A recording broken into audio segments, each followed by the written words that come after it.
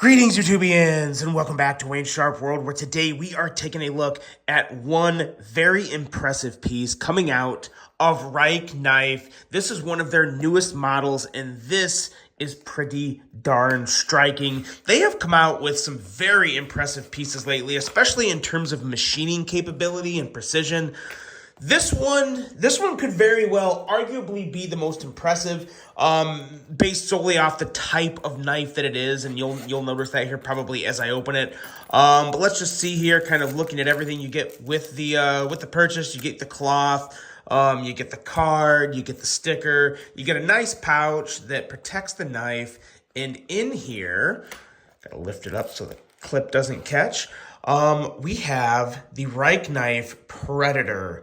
And boy, oh boy, does this thing live up to its name. Look at that. Yes, we are looking at an integral. This thing here is insanely good.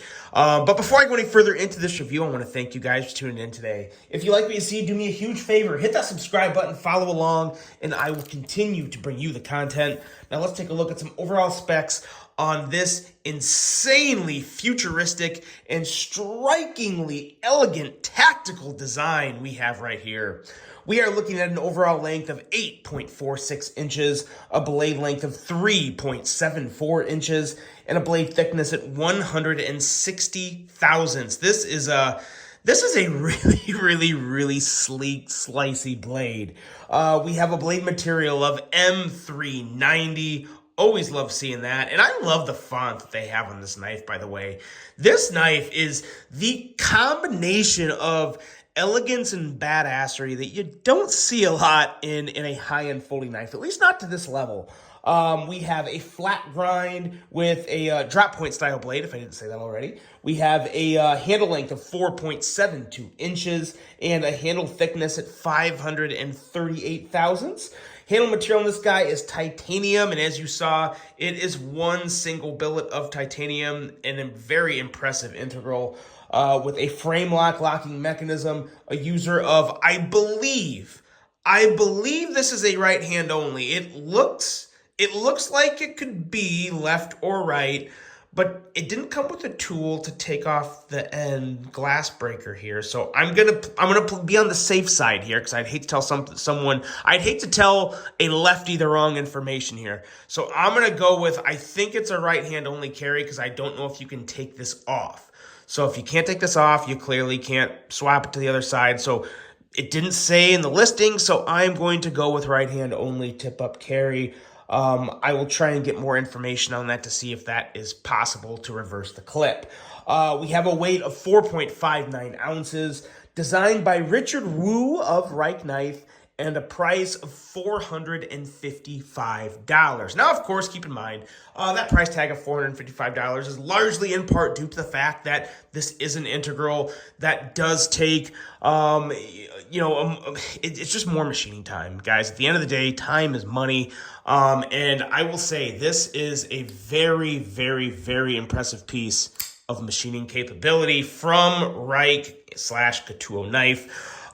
They just do an amazing job. And this is not the first. I believe this is the first integral I've handled from them.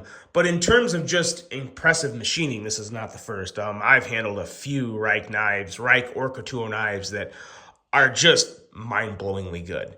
And in my opinion, Reich/Katuo knife is as good or better than Bestech, as good or better than Riot, as good or better than We Knife. They're crushing it. I mean, they're absolutely crushing it. So extremely impressive pieces. Let's do some size comparisons and see how it stacks up with some other knives. Let's actually, let's bring out probably my favorite Reich/Katuo. I keep saying Reich/Katuo because they're like, they're two companies of the same. We're going to bring out the buckhorn here. I love this knife. This is a Ken Onion design, and it is just a really, really good piece. And as you can see, it's very, very close in overall length right there with the buckhorn. And then we'll bust out the Milita. Everyone knows how big the Milita is. That's a nice comparison just for the popularity of the knife. Whoa. Darn it, that's just not cool. That's just not cool. But the show must go on. We're not going to stop. We're not going to stop. We're going to keep going. This is the life, the struggles of a YouTuber on a budget, I guess. There we go. What else do we have here? Let's bring out the Civivi Conspirator and one more here. What do we have? Let's bring out this guy just because I haven't shown it for a while, the CJRB Prado. There's our size comparisons right there. So this is a big knife, guys. This doesn't look quite as big because it has very sleek, elegant lines, but it's a big knife. Big knife, big blade, slicey, robust. A lot of good things going on with this knife. And the blade, I can't say the blade is my favorite part because when we get to the ergos on this guy, they're so good. But the blade itself is perfect for everything I like in an EDC knife. It's very slicey. We have a behind the edge reading of 16 thousandths. You have a very good tip for piercing, but it's not super dainty either. This is a very nice, robust tip. So it's not thick, but it's very sharp. It's very, very pointy, very perfect for piercing, but it's also reinforced well with that thicker spine along the top. So it's going to hold up really well to those piercing tasks and a nice slicey edge all the way along for those good cutting tasks. So an excellent blade again. Somewhat of a simple blade, but a lot of sharpened edge, a nice long blade, a high quality steel in M390. It's really hard to go wrong with this blade for any type of EDC task. And I mean, my God, just look at it. The thing is just sleek as all get out. The thumb stud piece here, also one piece of titanium, very impressive. And it works really, really well for just about any type of deployment. We'll get more about that. We'll get more to that when we talk about the action. But let's move on into the handle here because there is so much going on with this handle. You have the obvious, the integral kind of steals the show. Some people don't really care about an integral knife. Others love integrals. I'm really kind of in the middle. I have nothing against integrals. They definitely add an expense to the knife that some people aren't willing to pay. But an integral for me personally is one that I do think if you're a knife enthusiast, I think it is important to try at least one integral because they do have a little bit of a different feel. They feel a little different. They clearly look very different. You don't notice how impressively cool they are until you really have one or get one in hand. Because they really are neat to just see one solid piece of titanium making up your knife handle because you're just not used to that. I mean, that's just not a normal thing. So it's really cool to see, and especially when you combine it with all the details and features on this. I mean, exquisite milling all around here, very attractive design or lines that flow, look like they belong on the handle. There's a lot of other knives out there with stuff and noise going all over the handle to where it just doesn't look good. This has the little accents. You got the little arrows kind of here pointing up towards the top along the spine. You have the Reich knife logo here, which normally I don't love a bunch of branding on a handle, but this is very subtle and it looks good. It blends in really well and it's not too loud. It's on the spine, so you don't see it a lot on the show side of the handle. You don't see it at all. So it's a very nice place to put it, and I think a really good touch.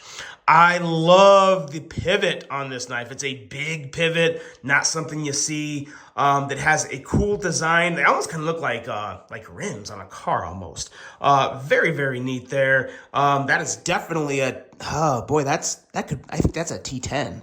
I have not disassembled this knife. But I believe that is a T10. A T8 at the absolute smallest, but I'm willing to bet that is a T10. That looks bigger than a T8. You have very nice milling on the pocket clip here. And then right here, you see that stylist Richard Wu 2024. That's a nice little, that's more of one of those high-end touches there on the clip. But the clip has perfect tension in and out of the pocket just fine. The only thing that I'd recommend that could maybe make this knife, maybe not better, but just have a nice option, is potentially a replacement for this glass breaker. Some people don't like glass breakers. You know, given the fact that this is called the Predator, I totally get why it's there. You know, this knife is designed to be elegant and tactical. So, you know, with a glass breaker on it, it really does make all the sense. So it falls in with the line of the knife. So I don't have a problem with it, but I think it would be more appealing to more people as a whole if there was a replacement option for that. Now, it did not come with one, so I don't believe there is one. But that's really about the only criticism I would have for it, and that's really more of just kind of a personal opinion. But then you get into the ergos, and the ergos on this thing are literally as good as they can get. They cannot be better. Fully contoured, this thing is like holding on to a teardrop. It is just so stinking good. Fits perfect in the hand. This area here, this really makes the knife because I mean, you can tell just by looking at this how good that's going to feel in your hand. Fully contoured, perfect space there for your thumb. You don't need jimping for this one. The milling up here kind of feels like jimping, but it's more of kind of just like an aesthetic jimping almost. But man, oh man, does this feel good. Excellent in the hand, excellent to the eye. This thing, the only thing that can make it even better is phenomenal action, and it has that. It so has that, especially with this integral thumb stud they have on there. It makes regular thumb flicking very easy, as well as middle finger flicking just as easy. It is stinking impressive, guys. It is really, really good. You know, action these days on knives, it's really hard for me to say this is the best action on any knife ever because there's so many knives that have incredible action. It's kind of more just like a class. I should maybe just make like an A class or something, but that's what this is. I mean, this is in that top tier action category. Amazing detent. It's just, there's nothing I would change about the action whatsoever. Anytime I see a thumb stud like this or something real different, I'm cautious because you never know, but it works. It's very easy. Kick that blade out. And it's even better for the middle finger flick because you have all this here to just put your middle finger behind and kick that blade out. It is so good in every single aspect of what I look for in a high-end knife, especially a knife over $400. It better be good in every category for $455. And I gotta say it is. I look at that view right there. That's the money shot. That is the money shot right there. I have no issue with this knife, guys. Yeah, it's expensive. An integral knife is going to be expensive with titanium and M390. You're not gonna find one probably for under $400. I don't think you will. Maybe you might find one for $375 somewhere.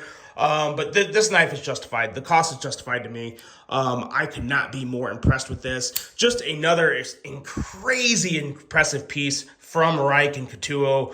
I cannot wait to see what they keep pumping out with, guys, because it seems like things get a little better with each knife they come out with. And I'm here for it. This is an amazing piece. Let me know what you guys think of the Reich Knife Predator. And let me know what you think about integrals in general. I really hope you guys enjoyed this review. Hope you have a great rest of your day. And until the next one, I'm out.